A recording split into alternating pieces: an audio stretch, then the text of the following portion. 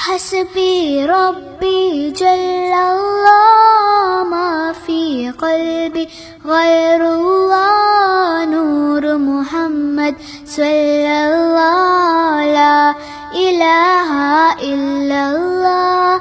This is the song in praise of Allah the Great. I want you to take note of the words Nur Muhammad. That was the purpose that I played this song. Nur Muhammad actually means 100 Kauravas. The 100 Kauravas of Mahabharata epic were actually the priests and kings of the 100 Malanada of the present day southern Kerala 5000 years ago. Being the descendants of Shiva, the mountain leader, these Kauravas were also people of nobility and were highly educated. That's how they were called Kauravas, like Shiva himself, who was a Kaurava. Hence, this ancient mountain king shall be addressed as Mahamedi, which means great intellectual. And it was this Mahamedi that deformed to sound Muhammad. Thus, Nur Muhammad in the song actually refers to the 100 Kaurava kings of epic Mahabharata. Whatever the Muslims might currently know of it, I would prove that Nur meant 100 even by the original and ancient understanding of the Arabs. The people of Abrahamic religions, Judaism, Christianity and Islam understand the gross meanings of the technical words of the respective religions rather than the etymological understanding of the individual words. When they comprehend only the gross meanings, it also means that they are missing something very basic.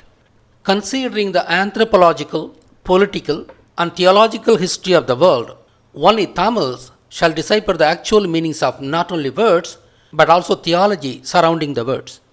Thus, the word Nuri is misunderstood to be light by the Arabs and the West, while its actual meaning is 100. There are many such words that are wrongly understood. Salim or Salam is one such word. While it is understood to mean peace by the Abrahamic religions, it actually means Kali, the war goddess, and I have established the same by the video Jerusalem, the city of war or peace. In this video, we would not only prove that Nuru means 100, but also the umbilical connection of Mahabharata epic with Islam.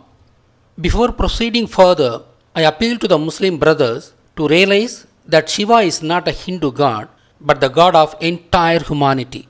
Hinduism was established by Adi Shankara during 8th century, and hence it is a junior religion compared to Islam, which was established by Muhammad during 7th century.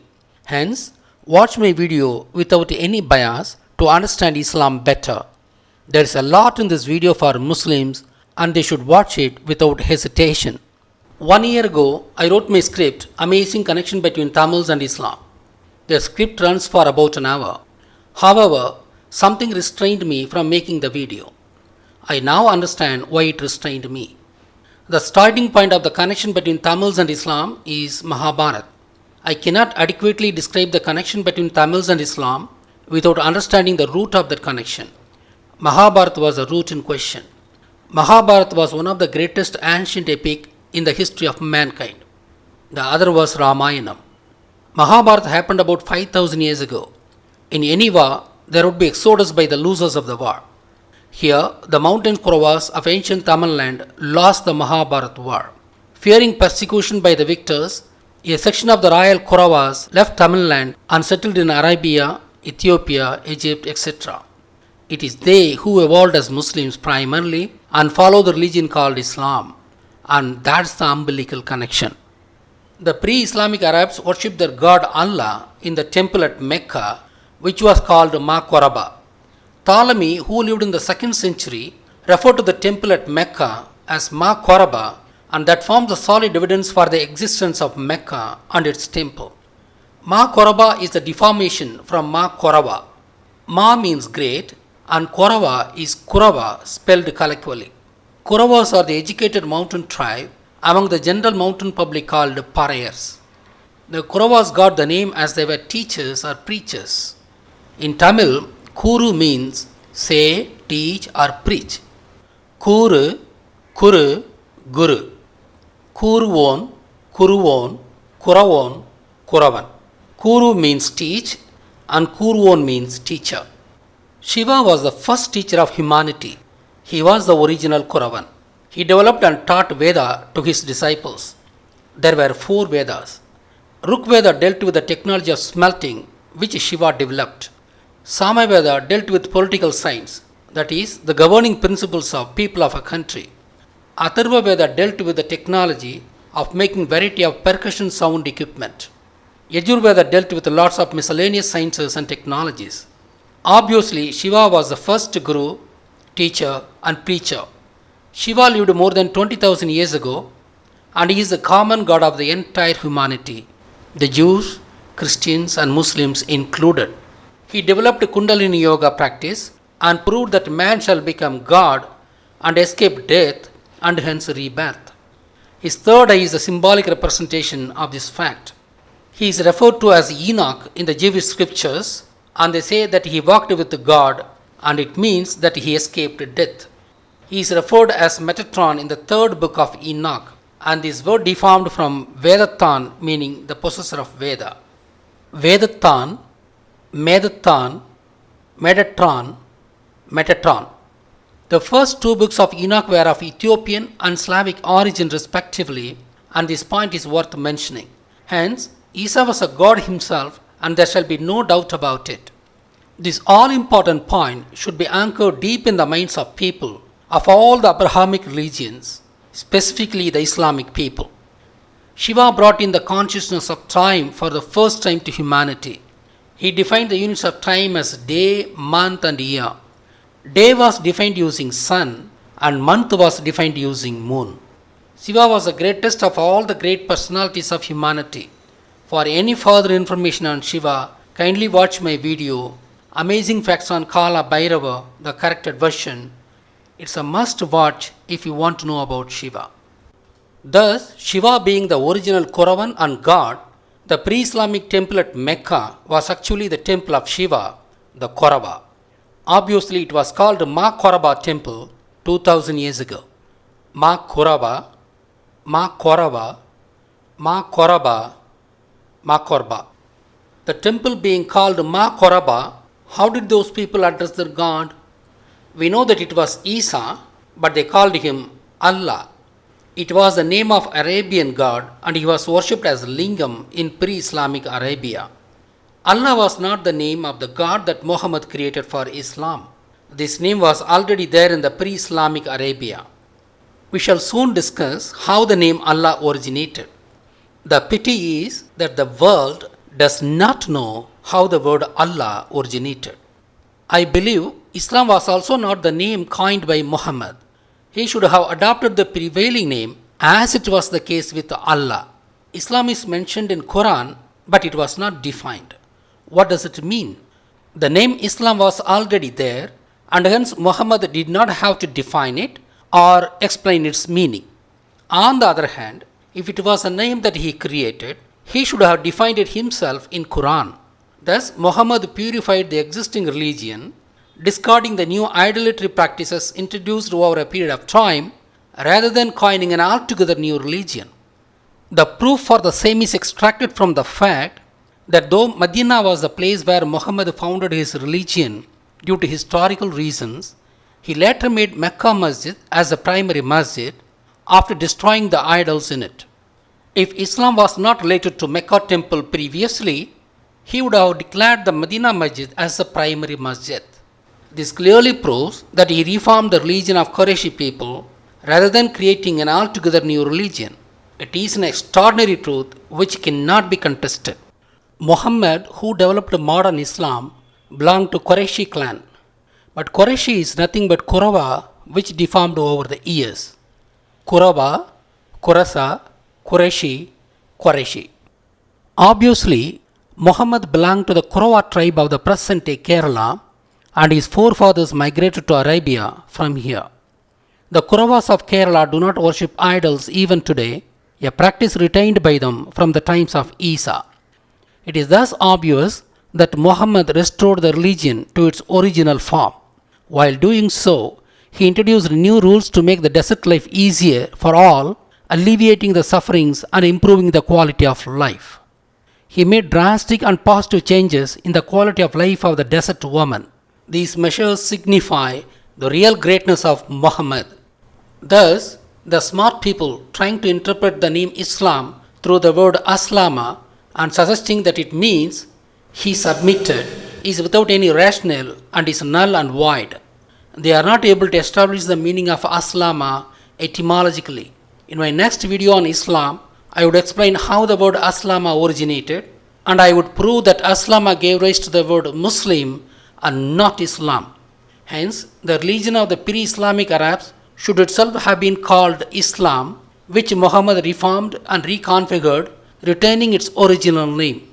The name Islam evolved as follows: Isa plus Lama, Isa Lama, Islama, Islam. Isa is Shiva.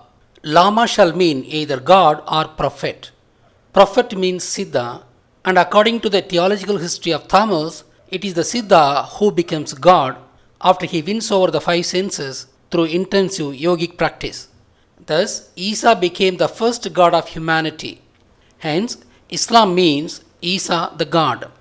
Hence, the pre-Islamic religion was itself called Islam, and its god Isa was called Allah, and their most sacred temple was called Maqaraba, and it was situated at Mecca. Mecca deformed from Vekkai, which in Tamil means hot and dry. That place was named after its hot and dry climate. Vekkai, Vekka, Bekka, Mecca.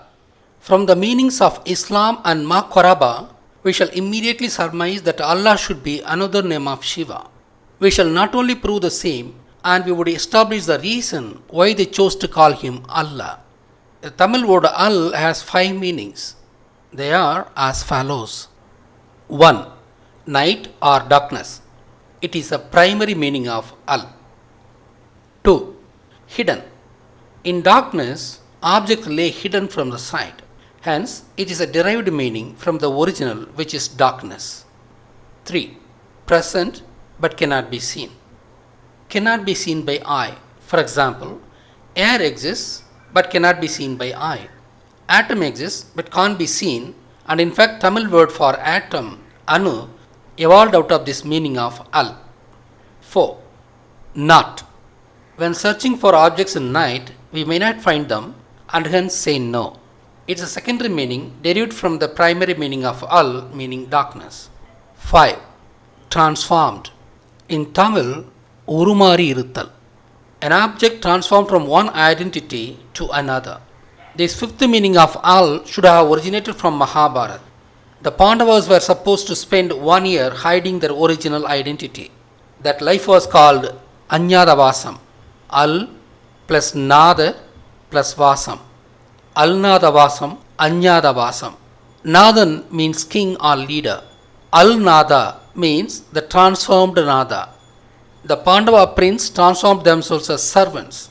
The Pandavas were imperial people, but they transformed themselves as servants in Vrada Desam. Al does not mean not here, it means transformed. Of the 5 meanings of Al, Allah shall be thought to have originated from the third meaning, which says, exists but can't be perceived. Islam considers Allah as formless God. Hence, we shall say that we have etymologically proved the meaning of Allah. But wait, it is not the real meaning. It only showcases one of the attributes of Allah, the invisible God. But the name Allah originated from the primary meaning of Al, that is night. How? I have already proved in my previous video that the Abrahamic religions took formless worship from Lemuria, as its people did not worship idols before the deluge, and Noah carried Shiva and Kali with him, devoid of their images. I have also stated that Jews still worship Shiva as Jehovah without realizing it so. In Christianity, Jesus being Son of God, that God should also be Isa, as Jesus himself was named after his God Isa. Isa, Yeshua, Jeshua, Jesus. Islam too being Abrahamic religion, the God of Islam should also be Shiva. Apart from that, we know that Muhammad belonged to the Kurava clan. The Kuravas of Kerala worship Shiva as Altara in Arupa form, that is, formless form. That means the name Allah should point to Shiva. We would now see how it is. Shiva developed the duality concept. The yin-yang represents the duality. The picture shown depicts the various entities that manifest duality. day and night is one aspect of duality. Sun represents day and moon represents night. Shiva stands for both sun and moon as seen from the flag of the Kauravas, which represents Shiva. Shiva represents both as he defined the basic unit of time, day, after sun, and he defined another unit of time, month, after moon. Sun represents light called El and moon represents night called Al. That's why Shiva is called El plus L, Ellal, Ellallan, Ellalan. However, Arabs dislike sun as there was no agriculture in desert, while at the same time the hot sun makes the desert life very unbearable. Kindly be reminded that there is not a single river or lake in Saudi Arabia. The fact that they dislike sun shall be established from the 5-time prayer practice of Islam. Tamils worship their god 6 times a day. It is called Aru Kala Posai. A day was divided into 6 parts of 4 hours each, as displayed in the slide. Tamils worship their god in any chosen convenient time of each of the 6 periods. The morning worship, that is 6 am to 10 am, is specifically sun worship by Tamils. The Arabs, who inherited the 6-time worship of Tamils, avoided the morning worship as it means sun worship. Thus, Muslims do not worship Allah from dawn to noon as they dislike sun. That is how the 5-time worship of Islam originated. The pre-Islamic Arabs' god was Shiva, and he was the epitome of duality and represented both sun and moon, that is, day and night. As the Arabs disliked the sun, they chose to worship only the night aspect of Shiva, and hence they called him Allah, as Al means night. You shall now understand the intimate connection of Muslims to moon. The interesting fact is that the Jews worship their god as El, Elohah, Elohim, Shaddai, Jehovah, all referring to Shiva. In fact, Jews have taken the day aspect of Shiva as El. The reason for that is very simple. The Jews originally belonged to the Khazar region, which is very cold region, and they wanted and loved sunshine, and hence called their god Shiva as El, meaning sun. Kindly be reminded that the ship of Noah is said to have landed on Ararat mountains in the Khazar region. Thus, the Jews living in very cold region had taken the day aspect of Shiva and addressed him as El. The Muslim living in very hot and dry terrain had taken the night aspect of Shiva and addressed him as Al, meaning night. Al plus A, Allah. A here means ancient. Hence, Allah means the ancient god Shiva. Having established how the name Allah evolved, we shall now prove that Quran is also related to Shiva. Quran is the religious doctrine of Islam, but Quran means read out or recite. Recite is synonym of teach or preach. Shiva was the first preacher of humanity. Koravan, Quran. Kuravan, Quran. Koravan or Kuravan is preacher, and Quran or Quran is the material that is preached. It is worth reminding that Shiva was the Guru and he preached Vedam. I would prove the intimate connection of Islam with Shiva with further outstanding examples. I have already talked about yin yang. The Arabs wear hijab, but there is a difference. The Arab women wear black hijab reminding Kali. The Arab males wear white hijab reminding Shiva. A further outstanding proof is the different style of symmetry for Islamic male and female. The symmetry at the Tipu Sultan tomb near Mysore clearly distinguishes male and female. If the top of the symmetry is designed like a yoni, as shown here, it means that person buried is female. If the top of the symmetry is shaped like a lingam, that is spade, it means a male is buried. To prove that it is a prevalent practice not only in India, look at the picture of the graveyard of Davao city of Philippines. Islamic male symmetry is marked by spade and the female symmetry is marked by chalice-shaped marker. It proves that Muslims were more of Shiva followers than anybody else, and they originally worshipped Shiva and Shivalingam. Shivalingam worship shall not be classed as idolatry. I now have to prove that Islam indeed originated from the Kauravas. Though I said that Qurayshi, the clan Muhammad belonged to, is a Kauravan clan, I have to prove that the original Arabian people are the descendants of the exodus of the Mahabharata war. I can prove that by tracing the origin of Ismail, the patriarch of Islamic people. Abraham was assured of a son by his God But his wife Sarah could not conceive one, and she was getting older. Hence, Sarah advised Abraham to get a son through the servant maid Hagar of their household. Hagar thus got conceived and bore Ismail. Before proceeding, I would decipher the etymological meaning of Ismail. Isa plus Ma plus El. Isamael, Ismail. Isa is Shiva and Ma means great and El means God. Hence, Ismail means Isa the great God. They named their son after Isa, and this should be kept in mind. After about 14 years, Sarah herself conceived a boy and he was named Isaac. Isa plus Ak, Isaac, Isaac. Aku means the creator. Hence, Isaac means Isa the creator. I have been saying that Jehovah, the Jewish God, is nothing but Shiva, and it is doubly proved by the names of the first two sons of Abraham. After Isaac was born, Sarah didn't like Ismail and Hagar. She asked Abraham to ditch Hagar and Ismail. He ditches them accordingly. The Muslims claim that they were left to the care of nature near Mecca itself, and God has helped them with Zamzam well. The descendants of Ismail are said to have established Islam. If I prove that Hagar belonged to the Kurawa clan, then it shall suggest that she might have been the descendants of the exodus of the Mahabharata war. We know that the prehistoric people weren't remembered by their given name but by their title names. That way, Abraham, Sarah, and Hagar were all title names. Abraham was named so as he came from the other side of the Euphrates River, thanks to Mr. Maso Victor. Appiru plus Aham, Appiraham, Abraham. Appiru means belonging to that side. Aham means residence. Abraham means the person belonging to the other side of the river Euphrates.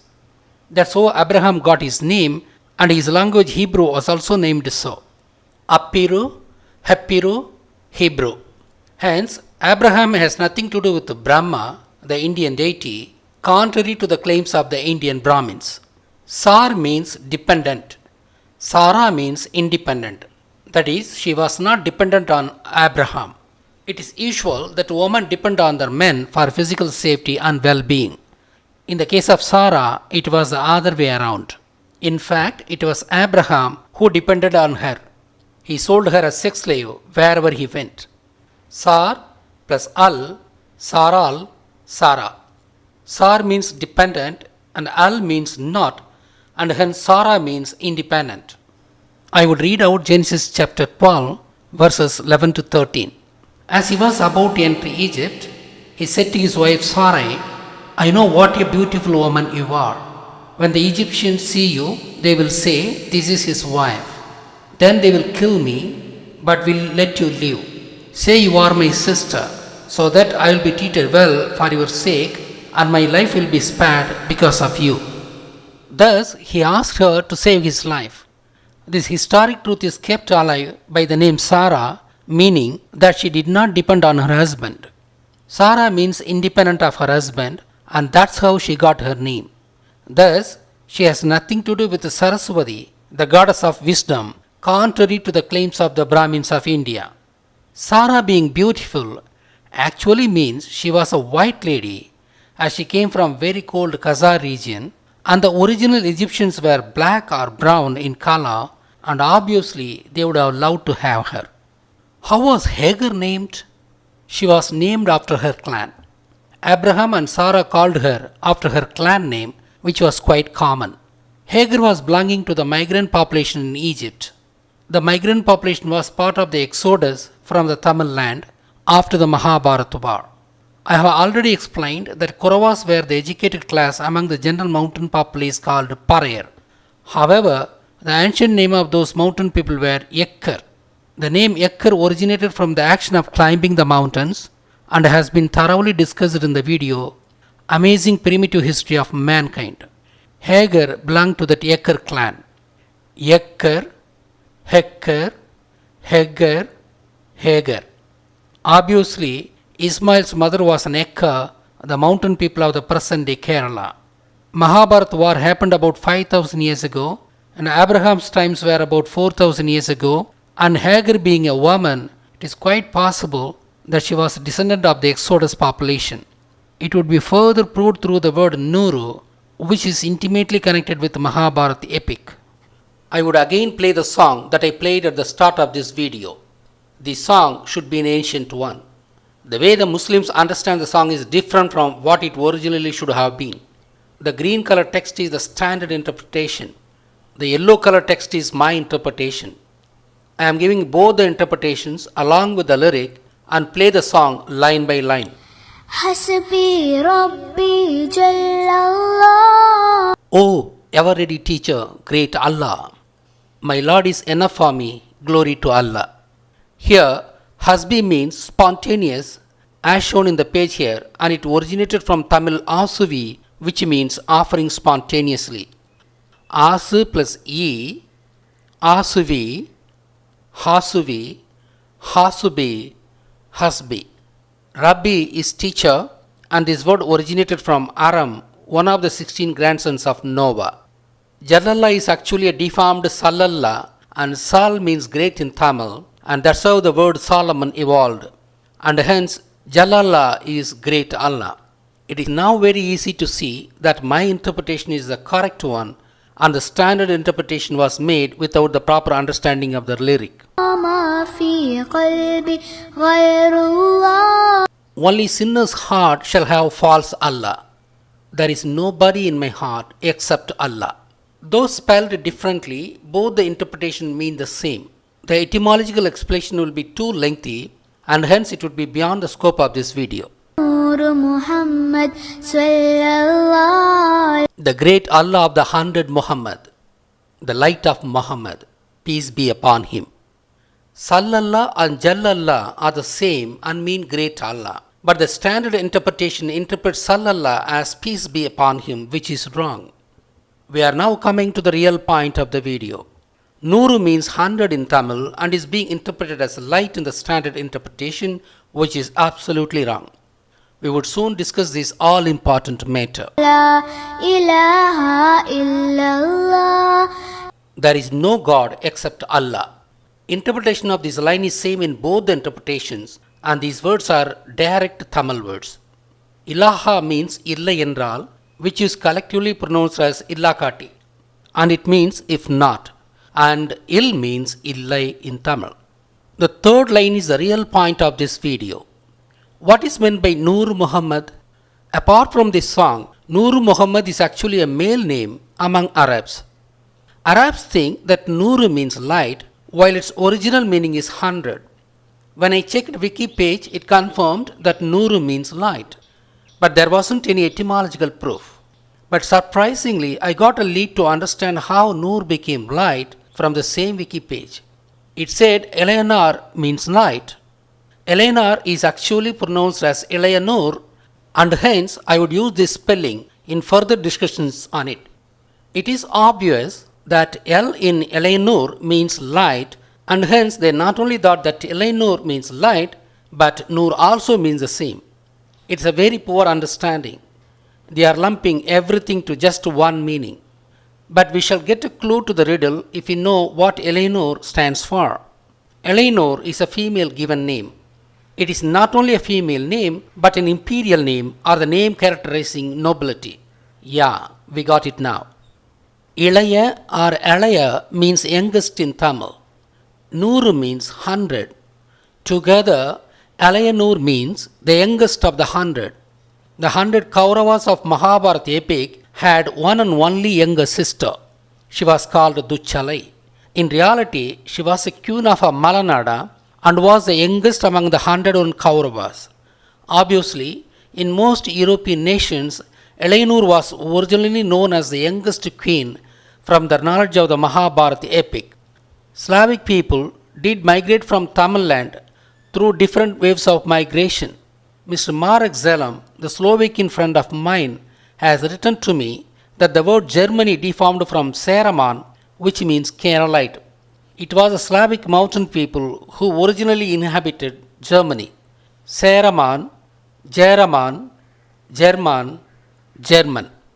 Mr. Marek Zelam says that they are connected with Tamils in general and the mountain Kauravas of the Saranadu in particular. To quote one more example, He says that after Tirunavaya of Kerala, a Slovakian town is named Trnava. Both these towns are on the river banks. There are a lot more examples. We have already seen that Gandhari character of Mahabharata proves the connection of Slavic territory with Tamil land. Hence, Duchalai was the name of the youngest sister of Kauravas in Mahabharata epic, while Eleanor was actual and historical title name of Duchalai. We have thus proved how Noor became light by wrong assumption, and also proved that Eleanor actually represented Duchalai. When Eleanor is Slavic name of Duchalai, is there a name for Duchalai among the Arabs? Yes. That name is Noor Jahan. Noor Jahan is a female given name in the Arab world. We know that Noor means 100. We have to crack Jahan. Jahan deformed from Sahan, a Tamil word which means peer in English. Ahan became Sahan due to R to Sa deformation. Ahan means belonging to the same family. The family here is a figurative one. The 100 Kauravas were kings and Duchalai was a queen. That means they all belong to the same class, status, title, duty, privileges, that is figuratively same family. Hence Duchalai had 100 Sahans. As she had 100 Sahans, she was called by the title 100 Sahan, that is Noor Sahan, which became Noor Jahan. Thus, obviously, Noor Muhammad is a male name that represents the 100 Kauravas named as Duryodhana in Mahabharata epic, and Noor Jahan is a female name in Arab world that represents Duchalai of Mahabharata epic. Eleanor was known all over the Slavic territory. Moreover, Leonor is a short form of Eleanor, and this name is widely used in the West even today. These things prove that the Mahabharata war indeed happened and it is not a mythological story. To sum up, we have established that Ismail's mother was an Ekka. Ismail was named after Shiva. Pre-Islamic Mecca temple was Shiva temple, as it was called Ma Koraba as per the description of Ptolemy.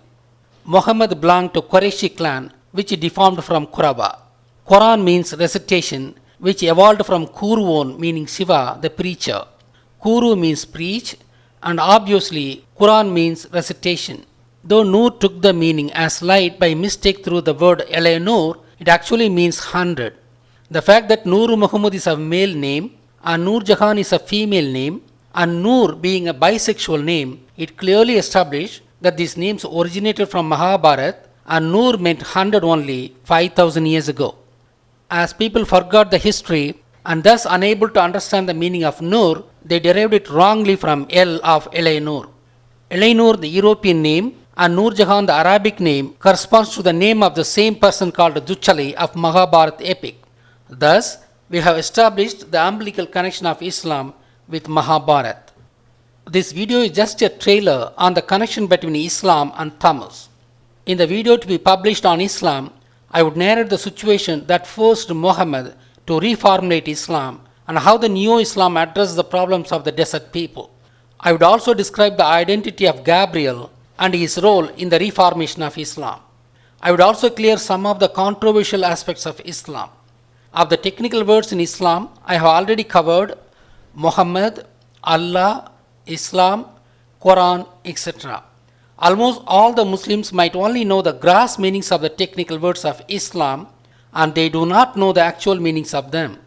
That way, in my next video on Islam, I would explain the true meanings of the Islamic technical words like Muslim, Masjid, Ramzan, Adhan or Azan, Salat, Nikah, Hijab, Sharia, Minarat, etc. All these words are deformed Tamil words.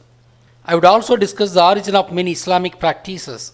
These words and the practices in their true meaning speak the history and theology of Islam, and that would be extremely interesting to know. As a final word, as Islam catered to the desert people, it might have some controversial features. But Islam is one of a few great and genuine religions of the world. Islam was tailor-made for the desert regions. In my next video on Islam, I would continue my treatise on Islam. The new individuals to this channel should watch either the playlist Understanding Islam Truly or the playlist இஸ்லாத்தை உண்மையாக புரிந்து கொள்ள available in the home page of this channel.